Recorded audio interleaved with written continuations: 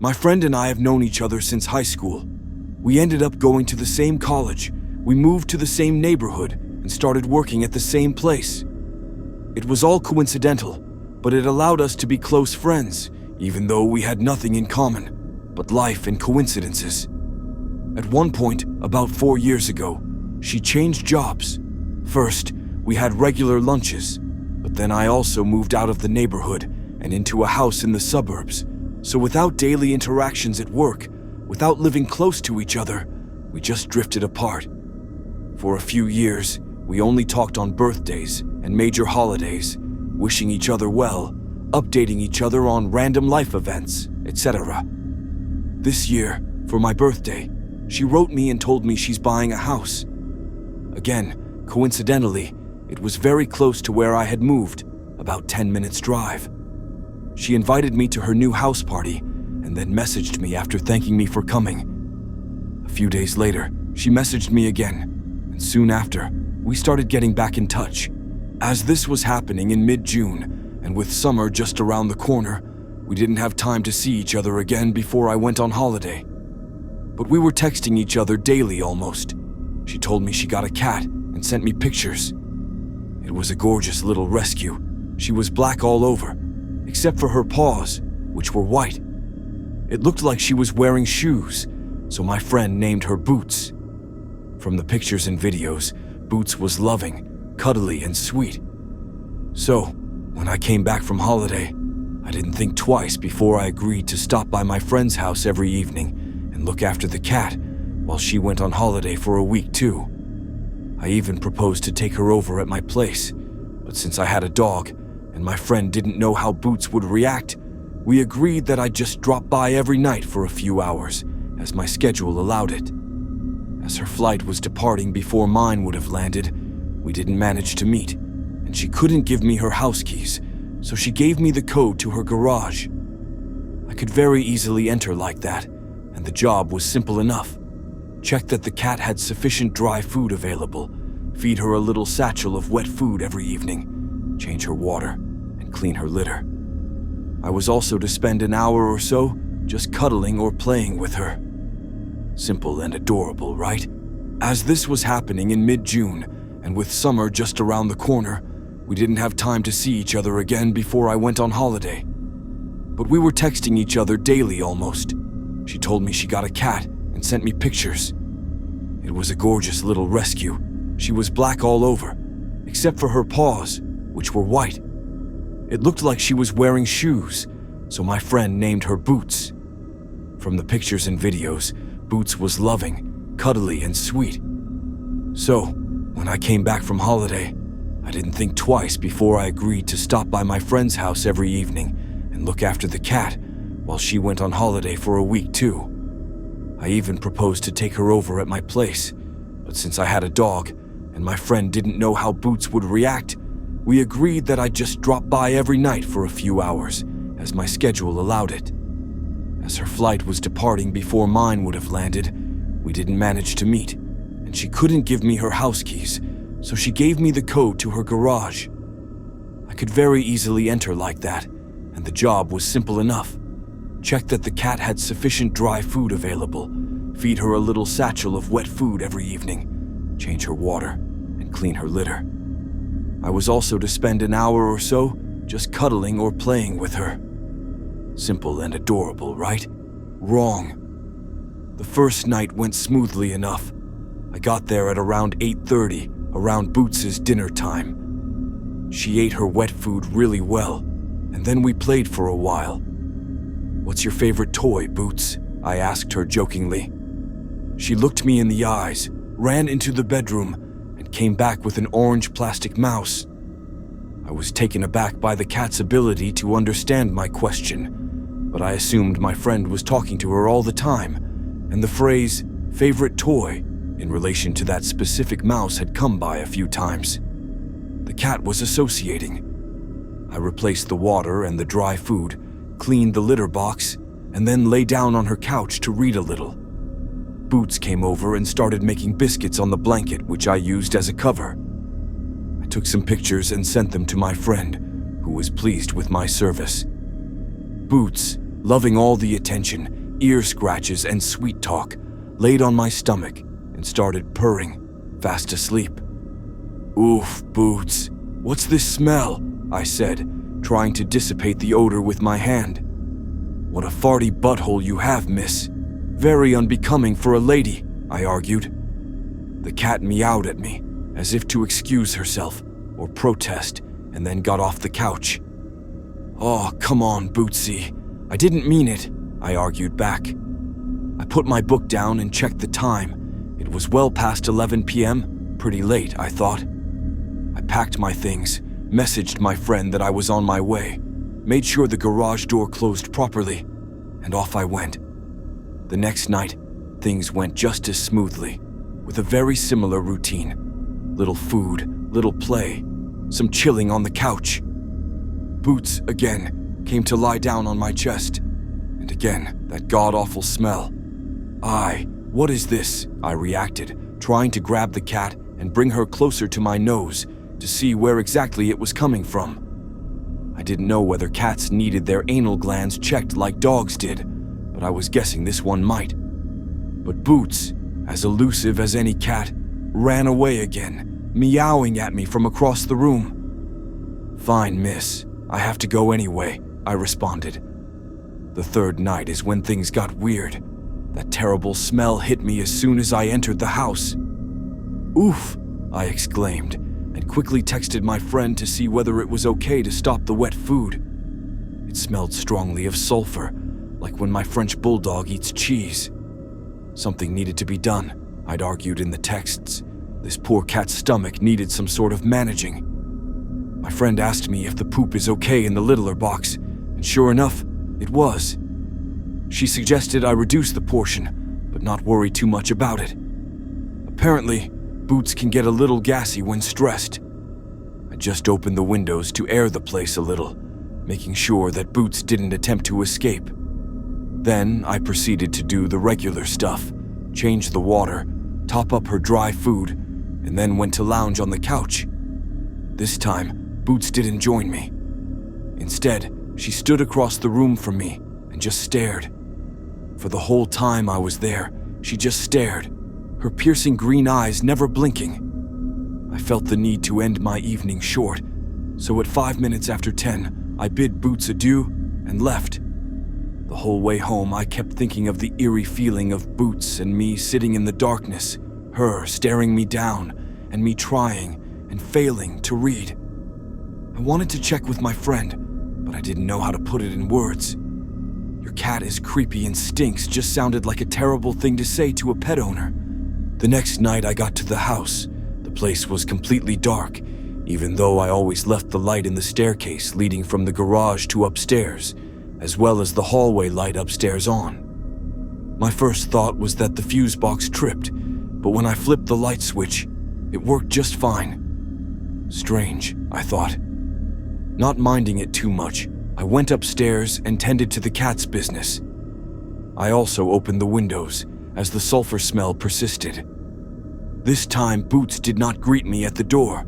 Instead, she was on the opposite side of the house, at the bottom of the stairs that led to the attic. "Bootsy, dinner," I called at her, but she just stared back. "Boots, come here," I tried again, walking towards her. As I started approaching her, Boots made her way up towards the attic. I didn't feel the need to follow her. "All right, you know where your food is. You'll find me on the couch," I yelled from the bottom of the stairs. The house also felt unnaturally cold. I went to check the thermostat, and sure enough, it dropped a few degrees. I texted my friend, who just told me not to worry about it. I shrugged and went to the bedroom to look for a thicker blanket or duvet for myself in her wardrobe. As I was snooping around, I heard something right above me. My heart stopped. It sounded like tiny footsteps. Then I remembered that it was probably in the attic, and that's Boots walking around, maybe chasing a rat or two. I know cats are supposed to be fantastic at being quiet and light on their feet, but Boots was a bit on the heavy side, and well, cats these days just don't have the same instincts as before, I assumed. After finding a proper duvet, I made myself a hot tea and cuddled with a book on the couch. About 20 minutes later, Boots came back downstairs, moving around the couch. "Come on, silly goose. I'm sorry I called you a stinky poo," I said, looking at her. As if on command, she jumped up, and I noticed something in her mouth. "What's that, Bootsy?" I asked her, trying to get closer to her. "What do you have there?" Now I know you all cat owners anticipated what's coming next, but I did not expect it. Boots came slowly closer, and as I stretched out my hand, she placed a dead rat in it. I couldn't tell what it was at first, but the instant the realization hit me, I yelped so loudly and shuddered so violently that I yeeted the rat all the way across the room. Lo and behold, the little shit wasn't dead, just stunned. The moment it hit the floor, it snapped awake and bolted. Boots followed in its tracks, but this time, the rat was too fast and the cat couldn't quite catch it. It seemed like there was a rat hole in the kitchen somewhere, and it managed to make its great escape, at least for now. I texted my friend the whole incident, suggesting that she might want to look for the hole and cover it up. Again, she replied telling me simply not to worry about it. Well, if she wasn't concerned, I sure wouldn't be. In the meantime, Boots proceeded to eat her wet food, and I went back to my book. After dinner, she came back to the couch and cuddled at my feet. The sulfur smell did not seem to leave her.